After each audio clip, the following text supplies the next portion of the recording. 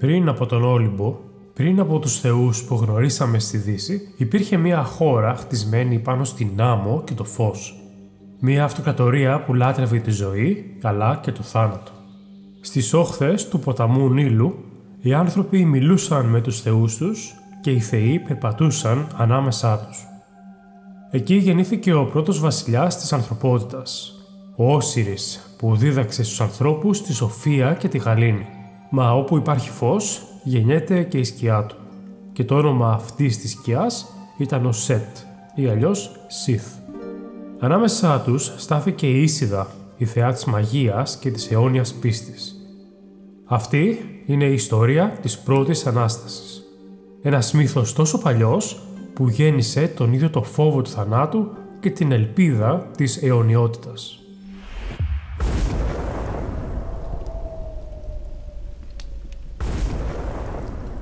Στην αρχή του κόσμου, η θεά του ουρανού Νουτ αγαπούσε το θεό της γης Γκεμπ. Όμως ο Ρα, ο θεός του ήλιου, τους καταράστηκε να μην γεννήσει παιδί Νουτ καμία μέρα του έτους, επειδή φοβήθηκε πως τα παιδιά που θα γεννιούνταν από αυτούς θα μπορούσαν μία μέρα να του πάρουν την εξουσία πάνω στον κόσμο.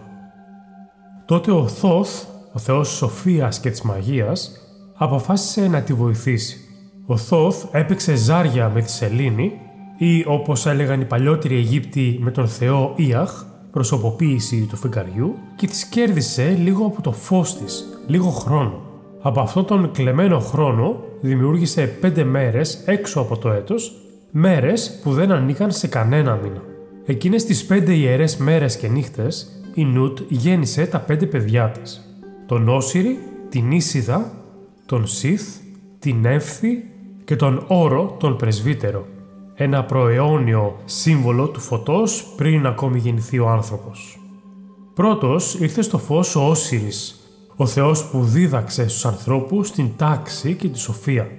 Ο βασιλιάς που έκανε την Αίγυπτο να ανθίσει.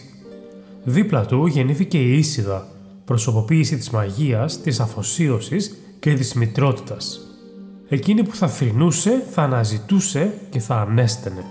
Από τη σκιά τους ξεπήδησε ο Σιθ, ο άνεμος της ερήμου, η καταιγίδα που φέρνει το χάος και τη φθορά. Μα δεν ήταν μόνος. Η Νέφθης, η σκοτεινή του σύζυγος, στάθηκε ανάμεσα στο φως και στο σκοτάδι. Θεά των σκιών και των ορίων που χωρίζουν τον κόσμο των ζωντανών από των νεκρών. Ο Όσιρις λοιπόν ανέβηκε στο θρόνο της Αιγύπτου και δίδαξε στους ανθρώπους την καλλιέργεια, τους νόμους και τη λατρεία των θεών. Η χώρα άνθησε και η Ίσιδα στεκόταν δίπλα του ως σύζυγος και σύντροφος. Ο κόσμος ζούσε σε ειρήνη και τάξη, ώσπου ο Σιθ, ζηλόφθονος και σκοτεινός, αποφάσισε να τον ανατρέψει. Η νύχτα είχε πέσει απαλά πάνω από την Αίγυπτο. Ο ουρανός ήταν βαθύς, γεμάτος αστέρια και ο αέρας μύριζε μύρο και κρασί. Στο παλάτι του Σιθ το φως των λιχναριών έπαιζε στους τοίχους, ζωγραφίζοντας σκιές που έμοιαζαν να κινούνται μόνες τους. Ο Όσιρις, ο ευγενικός βασιλιάς, καθόταν ανάμεσα στους φίλους του. Η Ίσιδα δίπλα του γελούσε σιωπηλά. Ήταν βράδυ γιορτής, ένα συμπόσιο προς τιμήν του Θεού που δίδαξε την ειρήνη στους ανθρώπους.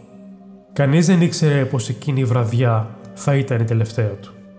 Ο Σιθ μπήκε στην αίθουσα χαμογελώντας. Κρατούσε κάτι καλυμμένο με ύφασμα από λινό και χρυσάφι.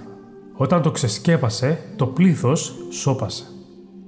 Ένα κυβότιο τόσο όμορφο που έμοιαζε να πάλεται από ζωή. Το ξύλο του ήταν σκαλισμένο με ιερογλυφικά και οι πλευρές του λαμποκοπούσαν στο φως των λίχνων. Ο Σιθ με προσποιητή χαρά παρουσίασε το κυβότιο και πρότεινε ως παιχνίδι της βραδιάς να το κερδίσει όποιος χωρούσε τέλεια μέσα. Οι καλεσμένοι γέλασαν. Κανείς δεν ένιωσε φόβο. Ήταν μια γιορτή άλλωστε και ο Σιθ φαινόταν απλώς να αστιεύεται. Ένας δοκίμασαν να ξαπλώσουν μέσα. Άλλος ήταν πιο κοντός, άλλος πιο ψηλός. Μόνο ο Όσιρις χωρούσε τέλεια. Το σώμα του τέριαζε σαν να το είχαν μετρήσει πάνω του. Τότε ξαφνικά η γιορτή πάγωσε. Οι άντρες του Σιθ πετάχτηκαν από τις σκιές. Το καπάκι έπεσε με θόρυβο και ο ήχος του μετάλλου που σφραγίζει με μόλιβδο αντίχησε σαν βροντί μέσα στην αίθουσα. Η Ίσιδα ούρλιαξε, μα ήταν αργά. Το φέρετρο σφραγίστηκε. Οι συνωμότες το σήκωσαν και το πέταξαν στα νερά του Νείλου. Κανείς δεν πρόλαβε να καταλάβει αν αυτό που είδε ήταν φόνος ή μια τελετή. Το ποτάμι κύλησε αργά, παρασύροντας το χρυσοκιβώτιο μέσα στη νύχτα, ενώ πίσω του η αίθουσα βυθιζόταν στη σιωπή, σαν να είχε περάσει ένα σύσκιος πάνω από τον κόσμο. Το ποτάμι το παρέσυρε μακριά, ώσπου έφτασε στη βίβλο της Φινίκης. Ήταν η 17η μέρα του μήνα Άθυρ, όταν ο ήλιος βρισκόταν στον αστερισμό του Σκορπιού. Η γιορτή είχε σβήσει. Το παλάτι έμοιαζε νεκρό και ο αέρας κουβαλούσε ακόμα τη μυρωδιά του κρασιού και του φόβου. Η Ίσιδα στεκόταν μπροστά στις σκάλες μόνη, με τα μαλλιά της λιτά και τα μάτια στραμμένα προς τον ήλιο. Εκεί όπου πριν λίγες στιγμές ο αδερφός της είχε ρίξει στο ποτάμι τον άντρα της, τον Θεό που λάτρευε.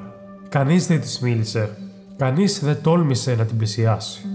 Μόνο ο ήχος του νερού ακουγόταν, σαν ψίθυρος απόκοσμος που την καλούσε. Η Ίσιδα σκύρτησε, τράβηξε το μαύρο πέπλο της από το κεφάλι και έκοψε μία τούφα από τα μαλλιά της, σημάδι πένθους και όρκου. Τότε ξεκίνησε το μακρύ της ταξίδι. Μέρα και νύχτα, πάνω σε άμαξα, με τα πόδια, με πλοιάρια από πάπυρο, διέσχισε ολόκληρη την Αίγυπτο, ψάχνοντας το σώμα του Όσιρη. Ρωτούσε θεούς, ανθρώπους, ακόμη και παιδιά, και εκείνα, με την αθώα τους φωνή, της είπαν πως είδαν ένα χρυσό κυβότιο να παρασύρεται από το νερό και να χάνεται προς τη θάλασσα. Από τότε οι Αιγύπτιοι πίστευαν πως τα παιδιά έχουν προφητική δύναμη. Καθώς λοιπόν η Ίσιδα περιπλανιόταν αναζητώντας το σώμα του Όσιρη, έφτασαν στα αυτιά της φήμες για την αδερφή της, την Εύθη. Είπαν πως ο Όσιρης, σε μια νύχτα σκοτεινή και χωρίς φεγγάρι, είχε ενωθεί μαζί της χωρίς να το γνωρίζει, νομίζοντας πως ήταν η Ίσιδα. Από αυτή την ένωση γεννήθηκε ένα παιδί. Η Νεύθης, φοβούμενη την οργή του Σιθ, το έκρυψε και το εγκατέλειψε στην ερημιά. Όταν η Ίσιδα το έμαθε, δεν θύμωσε. Αντίθετα, θέλησε να βρει το βρέφος και να το προστατέψει. Οδηγημένη από σκύλους που ακολουθούσαν τα ίχνη του, βρήκε το παιδί σε μια απόμερη γωνιά της ερήμου. Το πήρε στην αγκαλιά της και το ανέθρεψε σαν δικό της. Το ονόμασε Ανούβη και του εμπιστεύθηκε το ρόλο του φύλακα των νεκρών και συνοδού των ψυχών. Το φέρετρο του Όσιρη τώρα ταξίδεψε με το ρεύμα του Νείλου, πέρασε θάλασσες, μέχρι που ξεβράστηκε στην γη της βίβλου. Εκεί τα κύματα το άφησαν απαλά στην άκρη της ακτής και από το σημείο όπου ακούμπησε φύτρωσε ένα δέντρο. Μεγάλωσε γρήγορα, τυλίγοντας το φέρετρο μέσα στον κορμό του, σαν να ήθελε η φύση να κρύψει το μυστικό του Θεού. Ο βασιλιάς της χώρας, μαγεμένος από την ομορφιά του κορμού, διέταξε να το κόψουν και να το στήσουν ως κύωνα στο παλάτι του. Έτσι ο Θεός βρέθηκε αιχμάλωτος μέσα στο σπίτι των ανθρώπων, κρυμμένος στο ξύλο που στήριζε μια βασιλική στέγη. Η Ίσιδα έφτασε εκεί μεταμφιεσμένη, σιωπηλή, καλυμμένη με πέπλο, και κάθισε δίπλα σε μια πηγή έξω από τα τείχη του παλατιού. Δεν μιλούσε σε κανέναν. Μόνο οι υπηρέτριες της βασίλισσας τόλμησαν να την πλησιάσουν. Τους έπλεξε τα μαλλιά και από τα δάχτυλά της απλωνόταν ένα άρωμα απαλό, σχεδόν θεϊκό. Οι γυναίκες γύρισαν στη βασίλισσα μαγεμένες και εκείνη, παραξενεμένη από τη γαλήνη τους, ζήτησε να γνωρίσει την ξένη. Η Ίσιδα έτσι οδηγήθηκε στο παλάτι. Κανείς δεν ήξερε ποια ήταν. Η βασίλισσα, συγκινημένη από τη γλυκύτητά της, της εμπιστεύτηκε το βρέφος της για να το φροντίσει.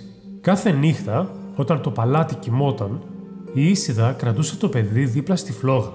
Η φωτιά δεν το έκαιγε. Το τύλιγε με φως καθώς εκείνη ψιθύριζε λόγια άγνωστα στους ανθρώπους. Ήθελε να το εξαγνίσει, να το απαλλάξει από τη φθαρτή του φύση. Ένα δώρο ευγνωμοσύνης για τη φιλοξενία της βασίλισσας. Μα ένα βράδυ η γυναίκα ξύπνησε και είδε τη σκηνή. Φοβήθηκε. Η κραυγή της έσπασε τη σιωπή και το μαγικό φως έσβησε. Η Ίσιδα στάθηκε όρθια. Το φως γύρω της άλλαξε χρώμα και η θεϊκή της μορφή αποκαλύφθηκε. Η Ίσιδα της εξήγησε ότι δεν είχε σκοπό να προκαλέσει πόνο. Η πράξη της ήταν πράξη ευγνωμοσύνης. Το παλάτι λοιπόν βυθίστηκε σε σιωπή. Η βασίλισσα γονάτισε και η θεά ζήτησε μονάχα ένα πράγμα: τον οικείονα που στήριζε τη στέγη. Τον έκοψε με τα ίδια της τα χέρια και καθώς έπεφτε άκουσε έναν ήχο, σαν ανάσα που ξυπνά μέσα από τα βάθη του ξύλου. Εκεί, μέσα στον κορμό, βρισκόταν το φέρετρο του Όσιρη. Η Ίσιδα το άνοιξε αργά. Ο αέρας γύρω της γέμισε με το άρωμα της ρητίνης και του θανάτου. Έπεσε στα γόνατα και έγειρε το κεφάλι της πάνω από το σώμα του άντρα που αγαπούσε. Χωρίς να πει λέξη, τύλιξε το φέρετρο σε λινό και μύρο και έφυγε μέσα στη νύχτα, παίρνοντας τον Όσιρη μαζί της πίσω στην Αίγυπτο, εκεί όπου θα ξεκινούσε το έργο της Ανάστασης. Η Ίσιδα είχε επιστρέψει λοιπόν σιωπηλά στην Αίγυπτο, κρατώντας το φέρετρο του Όσιρη κρυμμένο στους βάλτους του Δέλτα του Νείλου. Κάθε νύχτα στεκόταν κοντά του, ψιθυρίζοντας λόγια που κανείς θνητός δεν είχε ακούσει, προετοιμάζοντας την ψυχή του αγαπημένου της για τη ζωή μετά το θάνατο. Μα η ησυχία εκείνων των νυχτών δεν κράτησε για πολύ. Μία νύχτα ο Σιθ, κυνηγώντας κάτω από το φως του φεγγαριού, περπάτησε στα ρηχά νερά των βάλτων. Ξαφνικά, ανάμεσα στις καλαμιές, είδε το φέρετρο. Έτρεξε, το άνοιξε και όταν το φεγγαρόφωτο φώτισε το πρόσωπο του Όσιρη, μια κραυγή γέμισε τον αέρα. Με παραφροσύνη και φθόνο, σήκωσε το ξύφος του και άρχισε να κόβει το σώμα. 14 κομμάτια. Κάθε χτύπημα αντιχούσε σαν κεραυνός μέσα στο βάλτο. Όταν τελείωσε, τα μέλη του Όσιρη διασκορπίστηκαν στις 4 πλευρές της Αιγύπτου. Η Ίσιδα άκουσε τον άνεμο να αλλάζει. Κάτι είχε συμβεί. Όταν έφτασε στο σημείο, βρήκε μόνο σιωπή και αίμα. Με τη βοήθεια της αδερφής της Νέφθιος, ξεκίνησε να ψάχνει σε κάθε πόλη, σε κάθε όχθη του Νείλου.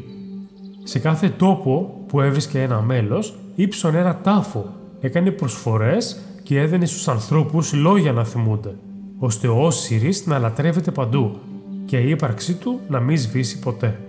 Κάθε τελετή, κάθε θρήνος ήταν ένας μικρός κρίκος στην αλυσίδα της αθανασίας. Μα υπήρχε ένα μέλος που δεν βρέθηκε ποτέ. Το αντρικό μόριο του Θεού είπαν ότι το είχαν καταβροχθήσει 3 ψάρια του Νείλου. Η Ίσιδα, μην αντέχοντας να αφήσει το Θεό της ατελεί, έπλασε ένα ομοίωμα από χρυσό και μύρο και καθιέρωσε μια ιερή τελετή προς τιμήν του. Μια γιορτή ζωής και γονιμότητας, που αιώνες αργότερα οι Έλληνες θα ταύτιζαν με τα Διονύσια. Όταν η Ίσιδα συνέλεξε όλα τα κομμάτια του Όσιρη, κάλεσε κοντά της τον Ανούβη, το γιο της Νέφθιος, και μαζί με την Νέφθη τον περιποιήθηκαν. Έπλυναν το σώμα, το άλυψαν με αρώματα από ρητίνη και έλαια, τύλιξαν κάθε μέλος μυλινό και έτσι γεννήθηκε για πρώτη φορά η τέχνη της ταρήχευσης. Το σώμα του Θεού έγινε σύμβολο αθανασίας και ο Ανούβης, φύλακας αυτού του έργου, ανακηρύχθηκε προστάτης των νεκρών και συνοδός των ψυχών.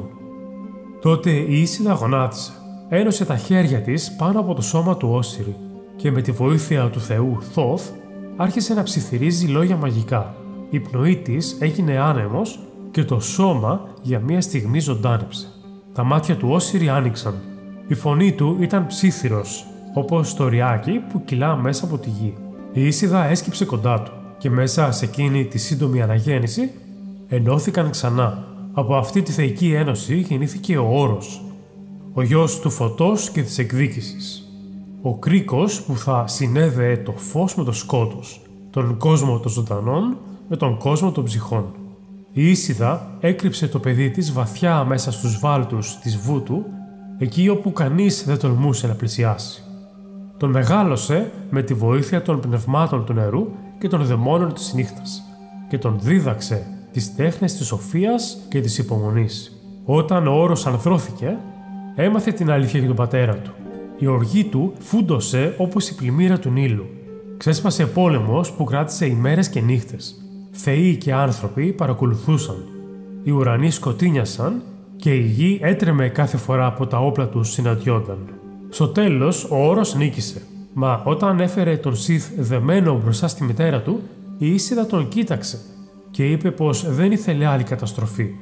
Η εκδίκηση θα τελείωνε εδώ. Γεμάτη με ήκτο τον άφησε ελεύθερο. Ο Όρος όμως θύμωσε. Άρπαξε το στέμμα από το κεφάλι της, μα ο Θόθ παρενέβη. τοποθέτησε στο κεφάλι της ένα στέμμα με μορφή αγελάδας, σύμβολο μητρικής γαλήνης και ειρήνης, για να θυμίζει ότι ακόμα και οι θεοί πρέπει κάποτε να συγχωρούν. Οι θεοί τότε συνεδρίασαν. Με τη σοφία του Θόθ, ο Όρος αναγνωρίστηκε ως νόμιμος διάδοχος του Όσιρι και ο Σιθ εκδιώχθηκε στην έρημο να περιπλανιέται για πάντα μακριά από το φως. Ο Όσιρις δεν γύρισε πια στον κόσμο των ζωντανών.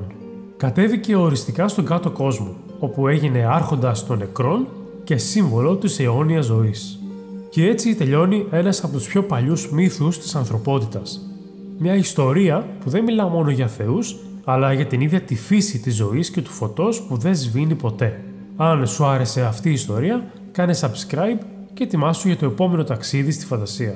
Γιατί στους άμμους της αιωνιότητας κάθε μύθος περιμένει να ξαναγεννηθεί.